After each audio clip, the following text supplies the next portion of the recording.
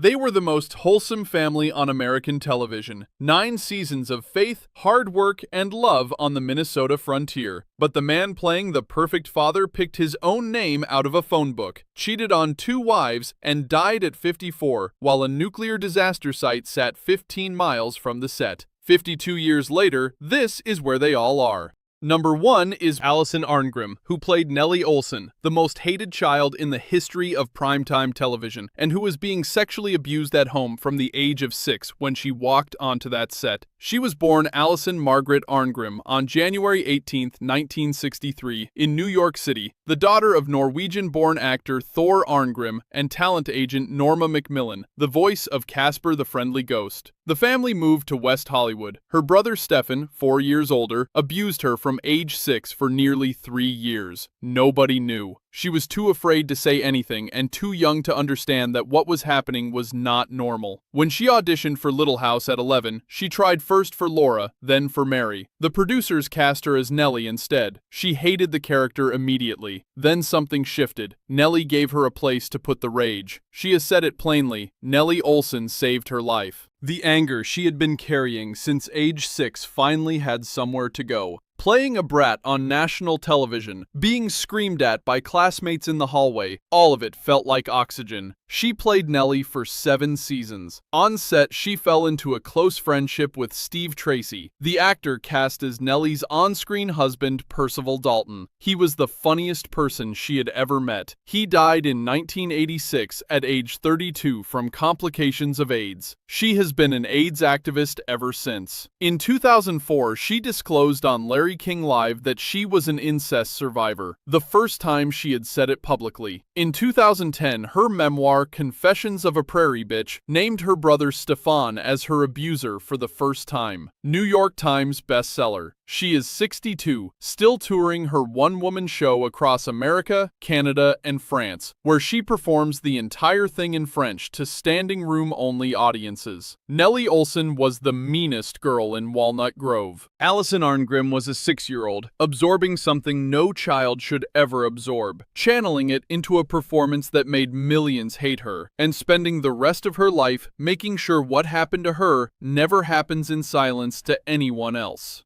Number 2 is Michael Landon, who played Charles Ingalls and who was not born Michael Landon at all. He was born Eugene Maurice Orowitz on October 31, 1936, in Forest Hills, Queens, the son of Eli Orowitz, a Jewish studio publicist, and Peggy O'Neill, an Irish Catholic comedian and dancer whose mental illness shadowed the family from the beginning. He was 4 when the family moved to Collingswood, New Jersey. He celebrated his bar mitzvah there. His mother attempted suicide at the beach one summer afternoon. He was the one who found her. He later said it was the worst moment of his life. He won a track scholarship to the University of Southern California as a javelin thrower and tore a ligament in his freshman year that ended it. He picked the name Michael Landon from a Los Angeles telephone directory when he got into acting school. He thought Eugene Orowitz would kill a career before it started. Bonanza from 1959 to 1973 made him a star. Little House on the Prairie made him an institution. He appeared on the cover of TV Guide 22 times, second only to Lucille Ball.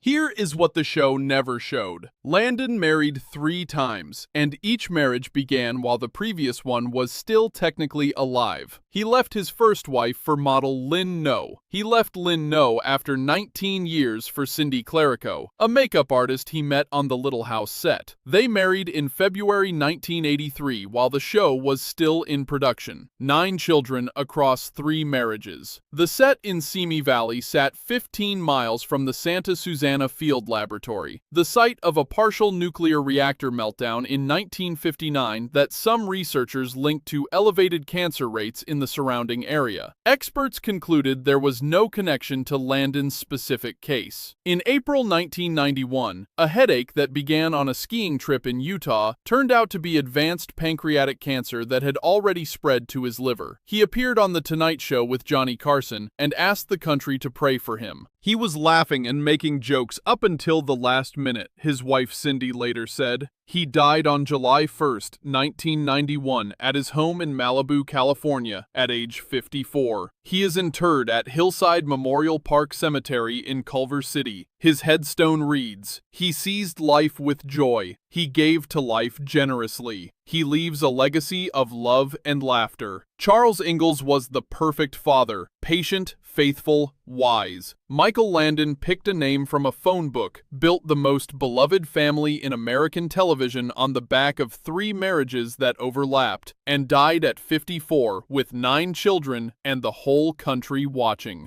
Number 3 is Karen Grassle, who played Caroline Ingalls, Ma, and who was calling herself Gabriel Tree when she got the job. She was born Karen Grassle on February 25, 1942, in Tulare, California, raised in Ventura, and earned a Fulbright Fellowship to the London Academy of Music and Dramatic Art after graduating from UC Berkeley. She came back to New York, did Shakespeare, worked the stage circuit. By the time she arrived in Los Angeles in 1973 for a film project that promptly fell apart, she had renamed herself Gabriel Tree and was living on almost nothing. The phone call about Little House came while she was still figuring out rent. She beat 47 other actresses for the role. Landon convinced her to use her real name. What America watched every week was Ma. Steady, warm, unshakable. What was happening behind it is in her 2021 memoir, Bright Lights, Prairie Dust, and she did not soften a word of it. Grassle was battling alcoholism throughout the show's run, high-functioning, going to work every day, keeping it together on camera, while the disease quietly ran everything else. She entered recovery in 1977, 3 years into the show's run, and never told the production. Landon, simultaneously her acting partner, her director, and her boss, denied her request for a raise and made derogatory remarks about her in front of cast and crew regularly enough that it became a known feature of the set. She made peace with him before his death in 1991 and has said she does not regret it. She is 83, living between California and Carrara, Italy, where in December 2025 she reunited with Robert Gove, a sculptor she had dated as a teenager, at the show's 50th anniversary celebration in Monaco. They fell back in love. She is still doing theater. Ma held the Ingalls family together through blizzards and heartbreak and loss. Karen Grassle held herself together through alcoholism and a boss who humiliated her at work, stayed clean for nearly 50 years, and at 83 found a love she had first known as a girl. If you have not subscribed yet, now is the moment. Every death record, burial location, marriage date, and verified personal fact in this script was confirmed before a word was written. Your subscription is what keeps that standard possible. Number 4 is Melissa Gilbert, who played Laura Ingalls, Half Pint, and whose adopted father died when she was 11, and who was told for years afterward that it had been a stroke. It had not. She was born on May 8, 1964 in Los Angeles, placed for adoption the day she was born by 2 parents who feared they could not provide for her. She was adopted by comedian Paul Gilbert and his wife, dancer Barbara Crane. Her adopted brother Jonathan went on to play Willie Olson on the same show. Paul Gilbert died on February 13, 1976. Melissa was 11. Her family told her it had been a sudden stroke. She found out years later that he had been a VA patient dealing with chronic pain who had taken his own life. She was already Laura Ingalls on national television. She kept going. She dated Tom Cruise briefly as a teenager. She dated Rob Lowe for years.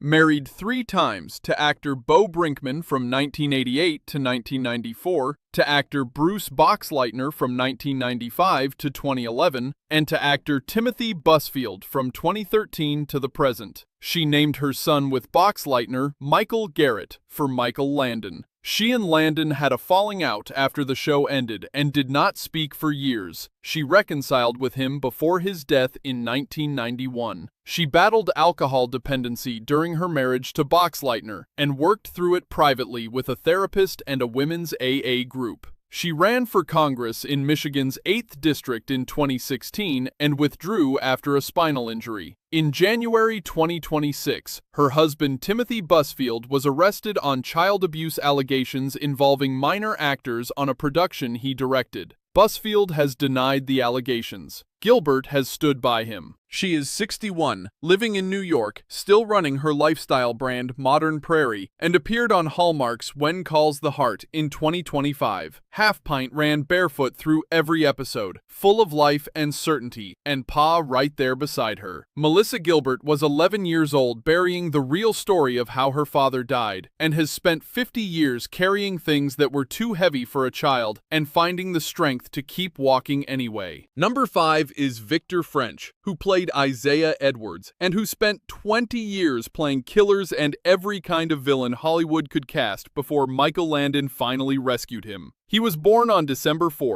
1934, in Santa Barbara, California, the son of Ted French, a stuntman and Western actor. Victor grew up around sets and horses and physical danger, and the studios used that weathered presence for 2 decades of bad guys. Over 20 appearances on Gunsmoke alone, before Landon saw something else entirely. French later said Landon had pulled him out of 20 years of playing every kind of pervert known to man. Before Little House, he co-founded the Company of Angels Theater in Los Angeles with Leonard Nimoy, one of the first serious attempts to build off-Broadway level stage culture on the West Coast. He left the show in 1977 over a contract dispute with NBC, starred in the ABC sitcom Carter Country for 2 seasons, and returned to Walnut Grove in 1981. When Landon created Highway to Heaven in 1984, French followed, all 111 episodes, 12 of them directed by French himself. In March 1989, while filming in Dublin, he was diagnosed with lung cancer, a chain smoker his whole life. He finished the final episode of the show and died on June 15, 1989, at age 54. The same age Landon would be when he died 2 years later of a different cancer on a different California morning. He had arranged for an airplane to fly a message over his funeral at the Gene Autry Museum in Griffith Park. The message read, "Eat blank. Love, Victor." Isaiah Edwards felt everything too loudly and apologized for none of it. Victor French spent 20 years as Hollywood's go-to villain, co-founded a theater company with Spock, followed his best friend all the way to heaven, and made sure his own funeral ended with a laugh.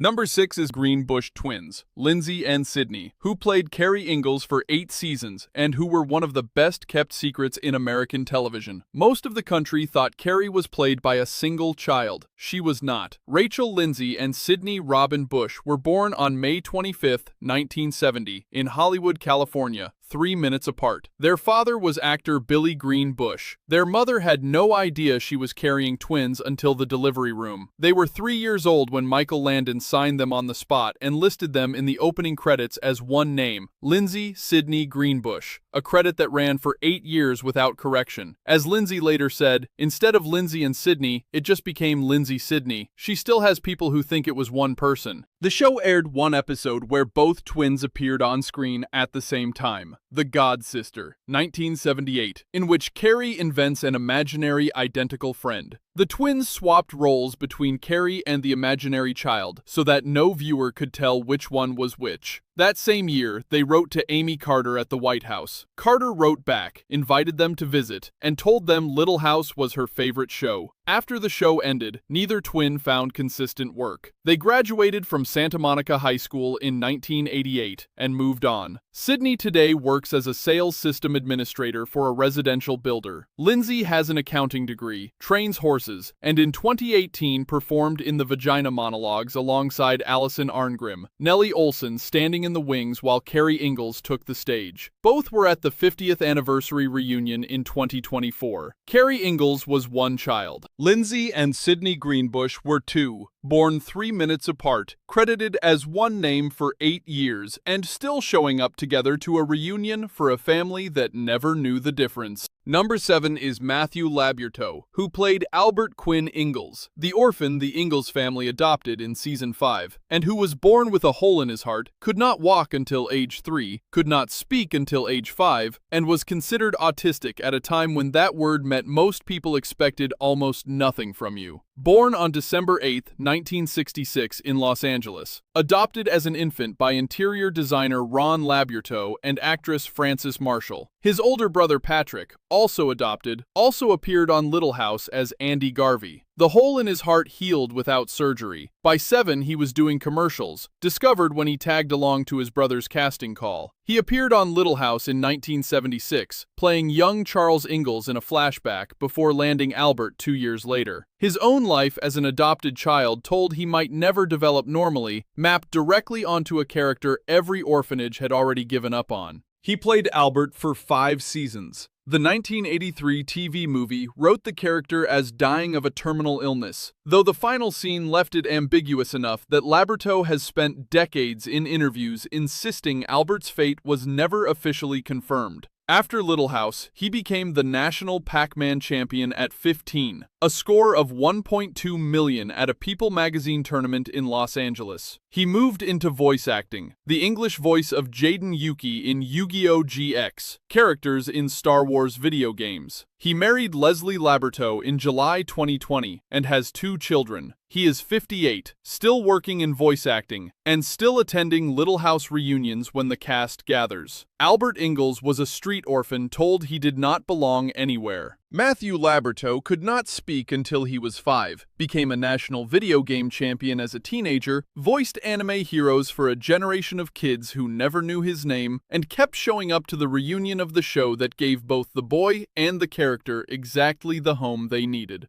Number 8 is Dean Butler, who played Almanzo Wilder, Laura's husband, the quiet farmer who arrived in Season 7 and never really left, and who is now the person most responsible for keeping Little House on the Prairie documented on film. He was born on May 20th, 1956, in Prince George, British Columbia, Canada, raised in the Pacific Northwest. He had done guest spots on 8 is Enough and The Love Boat before Little House cast him at 23 as the older man Laura Ingalls falls for. Almanzo was 7 years Laura's senior in the show. Butler was 8 years older than Melissa Gilbert in real life. The producers were nervous about the age gap. The audience was not. He stayed through the series finale in 1983. After the show, Butler stepped away from acting and moved toward production, specifically the documentary preservation of this show's history. He produced Prairie Fire, The Little House Legacy, in 2021, a comprehensive documentary assembled from archival interviews and rare footage with surviving cast members. He followed it with a 2024 anniversary documentary marking the show's 50th year, which brought several cast members back on camera together for the first time in years. He is 69, based in Los Angeles, and is the most active archivist of this show's legacy among the living cast. Almanzo Wilder showed up quietly in Season 7 and became the most important man in Laura Ingalls' life. Dean Butler showed up at 23, stayed through the last day of filming, and has spent 40 years since making sure nobody forgets what they built together on that hillside in Simi Valley. Number 9 is Melissa Sue Anderson, who played Mary Ingalls, the good one, the studious one, the one who went blind, and who was the only cast member from this show ever nominated for a Primetime Emmy, and whose husband died in August 2025. She was born on September 26, 1962, in Berkeley, California. A dance teacher noticed her early and told her parents to find an agent. She was cast as Mary at 11, chosen ahead of hundreds of other girls. She left the show in 1981, 1 season before it ended, because the writers kept loading Mary with calamities, blindness, a dead baby in a fire, catatonia, and she had decided she was done. She was offered the Brooke Shields role in The Blue Lagoon in 1980 and turned it down because she did not want to do the nudity. She met television writer and producer Michael Sloan on the set of a 1989 Alfred Hitchcock Presents episode. They married in 1990, had a daughter, Piper, and a son, Griffin. In 2002, the whole family moved to Montreal. On Canada Day, July 1st, 2007, they became naturalized Canadian citizens. She and Sloan studied for the citizenship test together, and both passed. Michael Sloan died on August 13, 2025, at age 78. She is 63, a widow, living quietly in the city she and her husband chose together over 2 decades ago. Mary Ingalls went blind and still found a way to teach school in a town that needed her. Melissa Sue Anderson turned down the most controversial film of 1980, became Canadian with her husband, buried him in 2025, and has spent 50 years being exactly as self-possessed as the character she played, which for her was never a performance. They aired their first episode on September 11th, 1974. They aired their last on March 21st, 1983. 204 episodes, 9 seasons on NBC. Today, 4 of the 9 faces on this list are gone. One in a private mausoleum in Culver City with a headstone written in his own words. One at Forest Lawn in Glendale beside his TV neighbor. One who arranged his own funeral punchline and had it delivered by airplane. And one who left a widow in a Montreal apartment the two of them chose together. The 5 still here are in New York and Montreal and Los Angeles and Carrara, Italy, and on stages and in editing rooms and at fan conventions across 3 countries. Big Sky Ranch in Simi Valley, where they filmed all of it, is still standing. They held a reunion there in 2024. Some of them stood on the same hillside where a little girl once ran barefoot toward a camera and a father who was waiting with open arms. It was the same hill. She was not a little girl anymore, and he was gone.